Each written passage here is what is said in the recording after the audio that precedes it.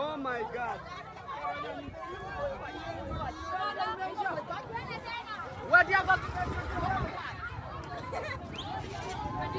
Kwa nini unawekwa jela? Kwa sababu mama yake amelala njaa. So guys, as I told you before, the situation in Kakuma is getting worse, and today niko na wamama hapa hivi. Nakumbuka tuko from Ethiopia community. So watatueleza wanafikiria nini about this, na watuambie zaidi. Habari madhe, tueleze. Ndio naweza kueleza. Tuko na shida sana Ethiopia community. Shida moja ni hii. Sisi ni wamama. Tumekaa hapa miaka 20. Na unakuta mtu amekuja miaka 2 hajamaliza ameenda zake Australia, Amerika na Canada. Na wewe mtu uko na miaka 20 umezaa vijana mpaka vijana wameoa watoto huko hapa. Tuna nini? Mnyongeni lakini mpeni haki yake tafadhali wa Kenya.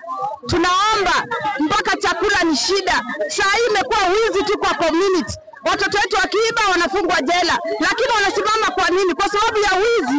Wizi ni kwa nini? Kwa sababu ya njaa. Njaa inatuumiza. Tufanye nini? Sisi ni wakimbizi na sisi tunalilia UN. Kama mmechoka na sisi tuambie, lakini mnyongeni, mpeni haki yake. Wengine ile mambo ya sponsor amenyoa anaenda na jina ya watu. Yes, kama huyu mama unamuona hapa anaitwa Anne. Anne alikuja Kenya akiwa yeye mmoja. Na saa hii ukiuliza hata ukienda UNHCR, uende IAM unaambiwa Anne ameenda Amerika. Kwani Anne wewe ulikuja ukiwa twins? Hapana, huyu mama alikuja peke yake. Kwa nini sasa iko hiyo maneno mbaya sana inaendelea kwa community? Unaambiwa jina yako jina yangu naitwa Lucy Geremo Makonen. Nina watoto hapa, nimezaa watoto hapa mpaka watoto wameoa. Mimi ni shosho.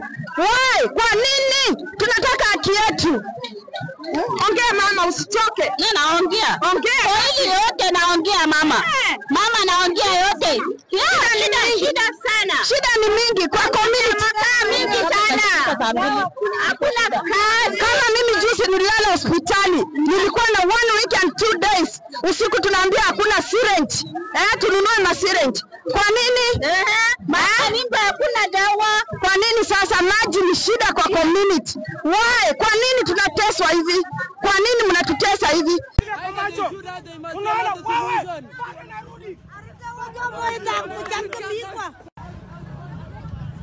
So guys, mkiona manze wanaomaliza na kwa nini usiku polisi wanasumbua? Mbona polisi wasikuje kliniki hapa Kakuma 1, hapa Kakuma town? Ukikuja saa 1 saa 3 utapata mapikipiki, lakini kambi ya refugee saa 12 tena unaona Wasomali wamefunga Ramadhani, wakienda msikiti wanatolewa msikiti na kupigwa. Kwa nini? Tunauliza why? Kwa nini? Mnyongeni, mpeni haki yake. Kwa nini lakini?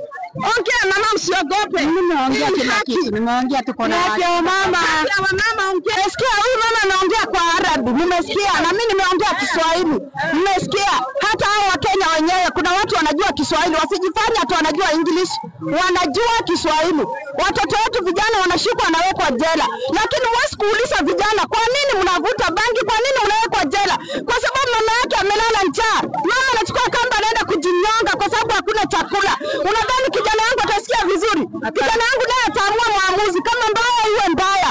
Lakini nani ameleta hiyo shida yote? Ni nyinyi wa Kenya UNHCR. Ndio mnaleta hiyo shida yote. Watoto wamesoma, wamemaliza form 4, wanakaa nyumbani, hawana kazi. Ukienda kuuliza contract unaambia wewe ni mkimbizi. Kwani kuna pesa ya Kenya na kuna pesa ya mkimbizi? Mpeni hata kazi ya 5,000 6,000 atafanya. Lakini kwa saa hii mnasema mnaenda kukata ration kwa sababu kwa ration card ya mama iko watoto wa miaka 18, iko watoto wa miaka 20. Miaka 20 hiyo mbona Wakenya wenyewe mmesoma na hamuna kazi? Sasa hao wakiwa vijana wetu ndio mtawapa kazi, itatoka wapi? Mnyongeni lakini mpeni haki yake.